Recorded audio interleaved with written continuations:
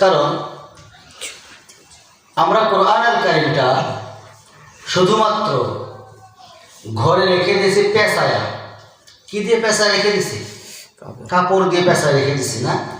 জি, পেঁচায়া হয়তো বা আলমারির উপরে রেখেছি, হয়তো বা কোনো ছাদের উপরে রেখে দিছি। কোরআনটা কি এই জন্য আসছে? না, সামনে মাঝখানে 2টা মাস আছে। রজব শুরু হলো, রজব, তারপরে শাবান, তারপরে রমাদান। রজব আসলে রাসূল সাল্লাল্লাহু আলাইহি ওয়াসাল্লাম দোয়া করতেন, আল্লাহ তাআলা রজব এবং শাবানের বরকতগুলো আমাকে দিয়ে দাও এবং রমাদান পর্যন্ত তুমি আল্লাহ তাআলা আমার হায়াতকে ইনক্রিজ করে বাড়িয়ে দাও। বলি না সুবহানাল্লাহ। সম্মানিত হাজিরিন, আল্লাহ তাআলা কোরআনুল কারীমের মধ্যে এই রমজান মাসের কথা বলেন না? তাহলে আমরা এখন থেকে প্রস্তুতি নেব তো ইনশাআল্লাহ। ইনশাআল্লাহ। এখন থেকে প্রস্তুতি নেব কি? হ্যাঁ, সম, রোজা রাখার প্রস্তুতি নিতে হবে। আমাকে ভালো করতে পারে 2টা কাজে। 1 নাম্বার হচ্ছে নামাজ আমাকে কি করবে? ভালো করবে। 2 নম্বরে আমার ভালো করবে রোজা। রোজা আমাদের এলাকায় রোজাদার বেশি না কম? প্রথম দশকের দিকে দেখা যায় মাশাআল্লাহ তারাবির সময় মসজিদে জায়গা হয় না, কিন্তু দ্বিতীয় দশকে, মাঝখানের দশকে একটু কমে যায়, শেষ দশকে আরো মুসল্লি খুঁজে পাওয়া যায় না। ঠিক কিনা? আমি কি ভুল বললাম? না, রাগ করতেছেন? না, তাহলে আল্লাহ তাআলা আমাদের কন্ডিশন দিয়েছেন। দেখেন, রজব কিন্তু শুরু, রজব শুরু কিন্তু তাও তো হয়তো বা অনেক মসজিদের মধ্যে রজবের প্রথম খুতবা পড়বে, অনেক মসজিদে পড়বে না, ওটা বড় বিষয় না। বিষয় হচ্ছে যে আলোচনাটা হবে, যে আলোচনাগুলো ইমাম সাহেবরা করেন, মুসল্লি যারা আছি আমরা কিন্তু পকেটে করে নিয়ে যাইতে পারি না। পারি না, যদি পারতাম তাহলে কাউকে প্রশ্ন করলেই খুব দ্রুত ব্যাগে একটা অ্যান্সার পাওয়া যাইত। আসলে আমরা নিয়ে যাইতে পারি না। শুক্রবারে একদিন আসি, নাম রাখছে শুক্র আলী। শুক্র আলী, শুক্রবার জন্মেছে, নাম রাখছে শুক্র আলী। সে ফজর নামাজ পড়ে নাই, নাম রাখছে ইমান আলী। কি নাই? ইমান নাই। রমজান মাসে হয়েছে, নাম রাখছে রমজান মাসে। সে দুপুরবেলা কি খায়? ভাত খায়, ভাত খায়, অথবা বিড়ি খায়। বিড়ি খাওয়া আছে না? না, আছে। যারা বিড়ি খান তারা কেউ রাগ করেন না, ধীরে ধীরে ছেড়ে দেন। ঠিক কিনা বলেন? ঠিক, সম্মানিত দিনী ভাইরা আমার, আমি কাউকে ইন্ডিকেট করে কোনো কথা বলতেছি না। তো মূল কথা হলো আল্লাহ রাব্বুল আলামিন কোরআনুল কারীমের মধ্যে সুস্পষ্ট ভাষায় বলে দিচ্ছেন, ইন্নাল্লাযীনা আমানু ওয়া আমিলুস সালিহাতি কানাত লাহুম জান্নাতুল ফিরদাউসি নুজুলা।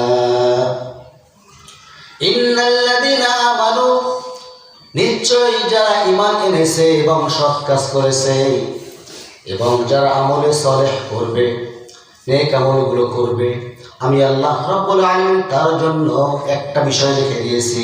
সেই বিষয়টা হলো জান্নাতুল ফিরদাউসি নুজুলা। জোরে বলুন আল্লাহু আকবার। আমি আল্লাহ রাব্বুল আলামিন ওই বান্দার জন্য সরাসরি জান্নাতুল ফিরদাউসের মেহমান হিসেবে আমি আল্লাহ রাব্বুল আলামিন কবুল করে নিয়ে দেব। জোরে বলি সুবহানাল্লাহ। সুবহানাল্লাহ।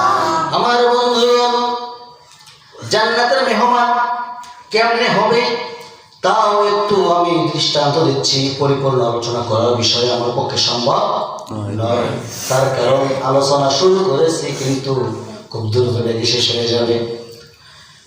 ইন্নাল্লাযীনা আমানু, ওহে ঈমানদারেরা, ঈমান আনছো ভালো কথা, কিন্তু ভুল করেও যেন ঈমানটা নষ্ট না হয়ে যায়। ঈমানের উপরে তরতাজা করতে হবে তোমাকে, ঈমানটাকে তোমাকে তরতাজা করতে হবে।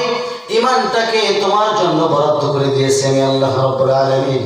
ঈমানটা এমন একটা বিষয়ের নাম, আমি এর পূর্বেও কথা একটা বলেছিলাম, ঈমান আনা সহজ, ঈমানের উপরে টিকে থাকা কঠিন। কেমন কঠিন! সকালবেলা ঈমান নিয়ে আসি, রাত হতেই হতেই আমাদের ঈমানটা সরাসরি শয়তানের ওয়াসওয়াসায় চলে যায়। আমার বন্ধুগণ, আল্লাহ রাব্বুল আলামিন এখানে বলেন ইন্নাল্লাযীনা আমানু, ওহে ঈমানদারেরা, ওয়া আমিলুস সলিহাত, ঈমান আনো, আনার মতো আনো। ইয়া আইয়ুহাল্লাযীনা আমানু আমিনু, ঈমান আনো, আনার মতো ঈমানটা নিয়ে আসো। ঈমানটা যেন নড়চড় না হয়। ঈমান যদি নড়চড় হয়ে যায় তাহলে তোমার দুনিয়াও বরবাদ, আখিরাতেও বরবাদ। আল্লাহ রাব্বুল আলামিন যারা ঈমান আনে নাই, এখানে বলা হয়েছে মহিলা এবং পুরুষের কথাও বলা হয়েছে। ঈমান এনেছ বেশ ভালো কথা, ঈমানের উপরে অটল থাকতে হবে। কিভাবে অটল থাকবো আমার বন্ধুগণ, কিভাবে অটল থাকবো? একজন, আমি ধরেন আমি নামাজ পড়তে আসতেছি, আযান হয়ে গেছে, হাইয়া আলাস সালাহ, হাইয়া আলাল ফালাহ, কিসে ডাক দিচ্ছে? নামাজ। অ্যালার্ম দিচ্ছে, কিন্তু আল্লাহ বলতেছেন বান্দা দৌড়া, দ্রুত দৌড়া। কোথায়? মসজিদে। মসজিদে কি করবে? নামাজ পড়বে। নামাজ পড়বে। কিন্তু এই মুহূর্তে দেখা যাচ্ছে কোন এক ব্যক্তি বা কোন এক ভাই, সে নামাজ পড়ে না নিয়মিত, বলতেছে এক কাপ চা খাই যায়। শোনা যাবে? শোনা যাবে? ওই মুহূর্তে কি হবে? শয়তান, বুঝতে হবে আমাকে সেটা, ওই মুহূর্তে শয়তান কি করে? ওয়াসওয়াসা দিচ্ছে। ওয়াসওয়াসা দিয়ে কি করতেছে? অন্যদিকে ঠেলে নিয়ে যাচ্ছে, ঠিক কিনা? অন্যদিকে ঠেলে নিয়ে যাচ্ছে। আমার দায়িত্ব হচ্ছে একটাই, সেটা হচ্ছে যখন আজান হয়ে যাবে তখন আমার একটাই দায়িত্ব, আমি কতক্ষণে মসজিদে পৌঁছতে পারবো। তো আমরা তো মসজিদে গত জুম্মার থেকে আজকে মাশাআল্লাহ মোটামুটি একজন ভাই হয়েছে। সম্মানিত দিনী ভাইরা, মূল কথা হচ্ছে ঈমান কাকে বলে? ঈমান আনা এক জিনিস, ঈমানের উপর টিকে থাকা এক জিনিস, মুসলমান হওয়া এক জিনিস আর এক জিনিস। মুসলমান কিন্তু আমরা সবাই বলি মুসলমান, কিন্তু মুসলমান নই আমরা। সত্যিকারের মুসলমান। আল্লাহ রাব্বুল আলামিন বলেন ইয়া আইয়ুহাল্লাযীনা আমানু তাকুল্লাহা হাক্কা তুকাতিহি ওয়া লা তামুতুন্না ইল্লা ওয়া আনতুম মুসলিমুন। যারা ঈমান এনেছো, বেশ ভালো কথা আল্লাহ রাব্বুল আলামিন এখানে সুন্দর করে বলতেছেন, যারা ঈমান নিয়ে আসছো ভালো কথা। ঈমান আনা খারাপ না, ভালো। ঈমান আনাটা ভালো, কিন্তু ঈমানের উপরে টিকে থাকা যায় না যতক্ষণ পর্যন্ত বান্দা সরাসরি প্রকৃত মুসলমান না হবে। মুসলমান কেমনে হবে তার একটা দৃষ্টান্ত ছোট্ট করে আমি দিতে যাচ্ছি। আমার বন্ধুগণ, আমরা সবাই কালিমা তৈয়বা জানি কি জানি না? সবাই তো জানি, বলে একটু সবাই বলি লা ইলাহা ইল্লাল্লাহ, লা ইলাহা ইল্লাল্লাহ, লা ইলাহা ইল্লাল্লাহ, মুহাম্মাদুর রাসূলুল্লাহ। এই কালিমাটা আমরা সবাই জানি কি জানি না? জানি। ব্যাখ্যা জানি না, ব্যাখ্যা জানি না। লা ইলাহা, কোন ইলাহা নাই, ইল্লাল্লাহ, আল্লাহ ব্যতীত আইনদাতা নাই, রিজিক দাতা নাই। বুঝে যান, আল্লাহ ব্যতীত কি নাই? আইনদাতা নাই, রিজিক দাতা নাই, সৃষ্টিকর্তা নাই, লালনকর্তা নাই, পালনকর্তা নাই, অন্য কিছুই নাই। আছে কিছু? আজকে আমাদের দেশের মধ্যে আইনদাতা কতগুলো রয়েছে দেখেন, ভালো করে লক্ষ্য করে দেখবেন। আইনদাতা আমাদের দেশের মধ্যে অসংখ্য। কয়েকদিন আগে আমাদের দেশে নির্বাচন হয়ে গেল, আইন তৈরি হয়ে গেছে। আল্লাহর আইন ব্যতীত, আল্লাহর দ্বীন ব্যতীত যে বান্দা অন্য কোনো আইন মেনে নেবে, অন্য কোনো ধর্মকে উপলব্ধি করবে, আল্লাহ ঘোষণা দিয়ে দিলেন, ওমাইয়াবতাগি গায়রাল ইসলামি দীনান ফালান ইউকবালা মিনহু ওয়া হুয়া ফিল আখিরাতি মিনাল খাসিরিন। যে ব্যক্তি আমি আল্লাহ রাব্বুল আলামিন আমার আইন বাদ দিয়ে অন্য কোনো তন্ত্র মন্ত্র দিকে যাবে, ফালাইয়া কোবালা, আমি আল্লাহ রাব্বুল আলামিন তার গর্দান থেকে ইসলামটা খারিজ করে নিয়ে নেব। আমার বন্ধুগণ, লা ইলাহা ইল্লাল্লাহ এতটুকু বললেই হবে না, শুধু বলে ইল্লাল্লাহ ইল্লাল্লাহ ইল্লাল্লাহ। জিকির বাদ করে নাই, জিকির বাদ করে নাই এর আগে। ইল্লাল্লাহ মানে কি আল্লাহ নাই? আল্লাহ নাই কি আছে? আল্লাহ নাই কি আছে? তার কাছে প্রশ্ন আমার, আল্লাহ নাই কি আছে? ইল্লাল্লাহ ইল্লাল্লাহ এটা কোনো জিকির না, জিকিরও বানায় ফেলছে।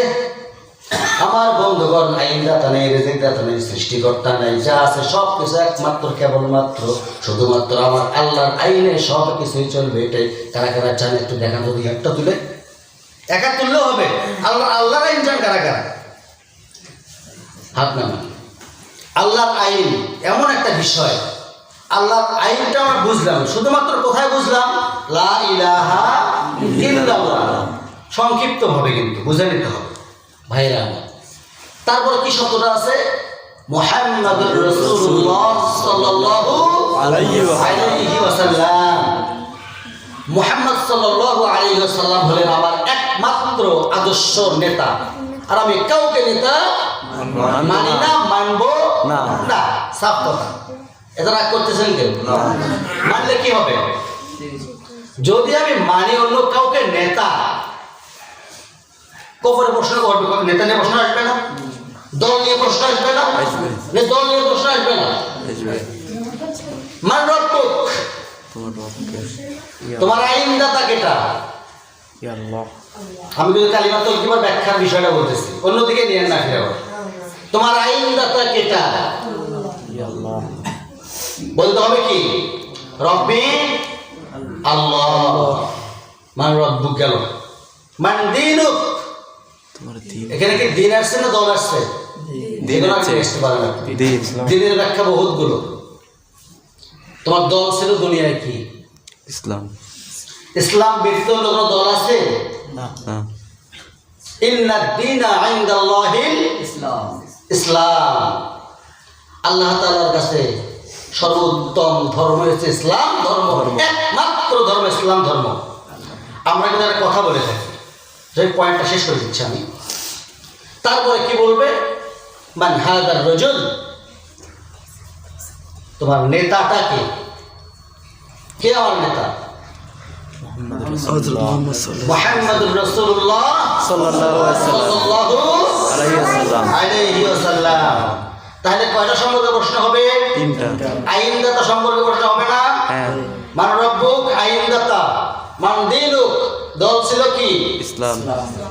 মান হাদার রাজুল নেতা ছিল কেটা? হযরত মুহাম্মদ সাল্লাল্লাহু আলাইহি ওয়াসাল্লাম। বলতে পারবেন তো ইনশাআল্লাহ? ইনশাআল্লাহ পারবেন তো? নামাজ না পড়লেই পারবো নাকি? ভাইরা আমার, হাসির খোরাক নয়, চিন্তার খোরাক আছে না নাই? চিন্তা করতে হবে। এই যে প্রতি শুক্রবার করে আসলে আপনাদের চাঁদ মাখা মুখখানা দেখে আমি চলে যাই, ভালো লাগে। হয়তো অনেক ভাই আসেন না, এটা খারাপ না? কেমন দেখায় না? আপনারাই বলেন। যাই হোক, আমরা দল করবো আল্লাহ একমাত্র। ঝড় ঝাপটা বিপদ বাধা অসংখ্য কিছু আসবে, এটাই বাস্তব। তার কারণ বিশ্বনবী রাসূল সাল্লাল্লাহু আলাইহি ওয়াসাল্লাম তিনি নিজেও এই দল নিয়েও মার খাইছেন। আবু জার গফারি রাদিয়াল্লাহু তাআলা আনহু নাম শুনেছেন? হাদিসটা আজকে বললাম। আবু জার গফারি রাদিয়াল্লাহু তাআলা আনহু তিনি ইসলাম গ্রহণ করার পরে কালিমার দাওয়াত দিতে পারতেছেন না। এক পর্যায়ে যখন লোক পাচ্ছিলেন না, ভয়, ওই মক্কা নগর কুরাইশরা তো চতুর্থ সাইডে ঘিরে আছে, কোথায় এখন দাওয়াতটা পৌঁছায় দেয়, ভয় আছে না? হ্যাঁ। আচ্ছা, এখন এমন সময় আবু জার গফারি রাদিয়াল্লাহু তাআলা আনহু একটা উঁচু জায়গার মধ্যে দাঁড়ায় বলতেছেন, আশহাদু আল্লা ইলাহা ইল্লাল্লাহু ওয়াহদাহু লা শারীকা লাহু ওয়া আশহাদু আন্না মুহাম্মাদান আবদুহু ওয়া রাসূলুহু।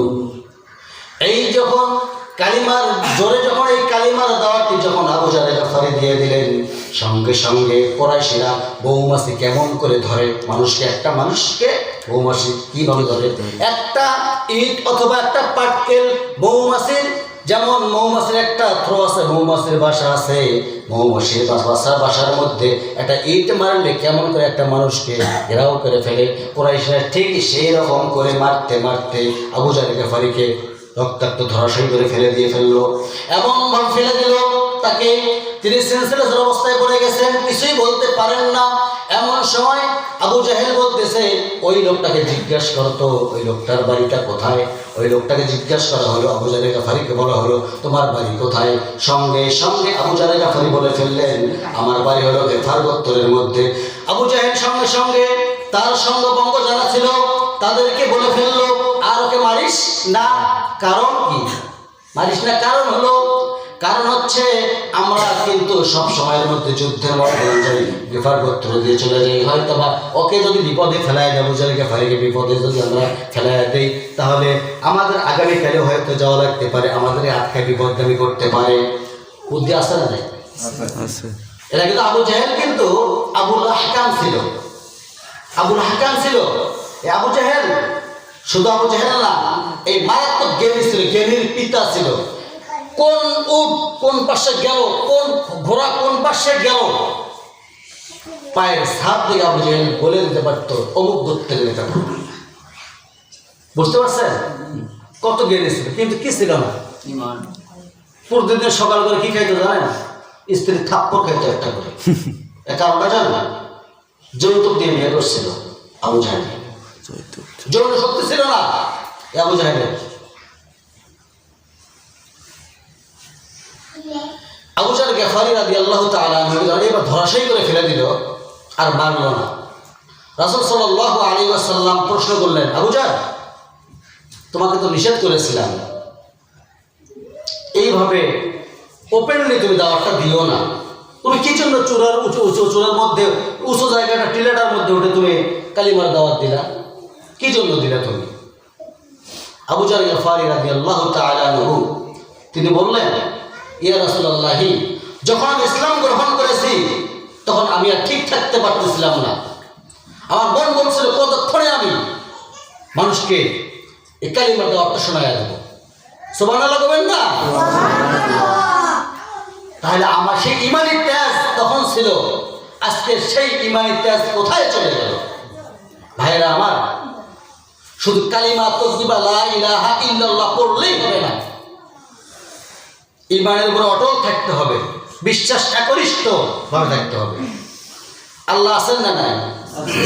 আজকের একটা কথা রিসেন্ট কথা বলে শেষ করে দিই, সময় তো আমরা খুব পাই। কথা হচ্ছে সূরা ইখলাস জানেন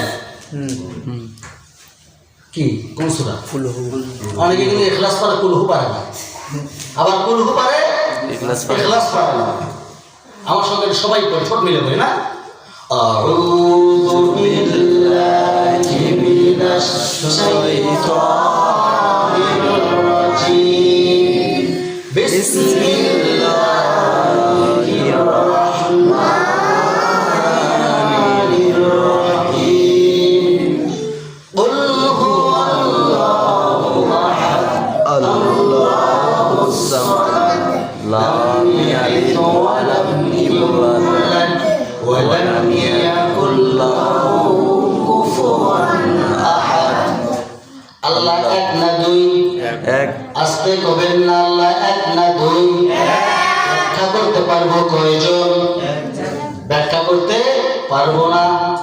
আল্লাহ রাব্বুল আলামিন বলেন, কুল হুয়াল্লাহু আহাদ, আমি এক, আমি অদ্বিতীয়। মনে আছে? আল্লাহ এক, অদ্বিতীয়। অদ্বিতীয়। কুল হুয়াল্লাহু আহাদ, এটার ব্যাখ্যা কি? আল্লাহ এক, আল্লাহ অদ্বিতীয়। অদ্বিতীয়। আল্লাহুস সামাদ। সামাদ। আল্লাহ তাআলা বলতেছেন আমি কারো উপর নির্ভরশীল নই। নই। আবার শোনেন, আল্লাহুস সামাদ, আমি আল্লাহ তাআলা কারো উপরে নির্ভরশীল নই। নই। আল্লাহ কারো উপর ভরসা করেন? না। আমরা ভরসা করি না কার উপরে? করবো তো আল্লাহর উপরে ভরসা। ইনশাআল্লাহ। রাগ করতেছেন? আল্লাহুস সামাদ, লাম ইয়ালিদ ওয়া লাম ইউলাদ, লাম ইয়ালিদ ওয়া লাম ইউলাদ। আমি কাউকে জন্ম দেই নাই, কারো কাছ থেকে জন্ম হয়ে আসি নাই। অনেকে চিন্তা ভাবনা করে আল্লাহর আগে এটা ছিল না, করা যাবে না। ওয়ালাম ইয়াকুল্লাহু কুফুয়ান আহাদ। কুফুয়ান আহাদ, আমার সমকক্ষ পৃথিবীর কেউ হতে পারে না। আল্লাহ বলতেছেন আমার সমকক্ষ পৃথিবীর কেউ হতে পারে না। অথচ আমরা শিরিক করি, পীর বাবার পায়ে দিয়ে কি করি? সেজদা মারি, একটা এক্সামারি। থাপড়া খোদা করেন দরকার। শিরিক হলো না? বলেন তো। শিরিক। এটা বুঝি আমরা সবাই, আল্লাহর অস্তিত্বকে বিলীন করে দিচ্ছি। ভাইরা আমার, একটু এদিক ওদিক যদি আমরা দেখি, আমি মনে করি আমরা পথভ্রষ্ট হব না ইনশাআল্লাহ। আমরা পথভ্রষ্ট হব? চাই কেউ পথভ্রষ্ট হইতে? শয়তানে নিয়ে যায় আমাদেরকে। যাই হোক, প্রিয় ভাইরা আমার, রজব মাস চলে আসলো, রমজানের প্রস্তুতি নেব ইনশাআল্লাহ।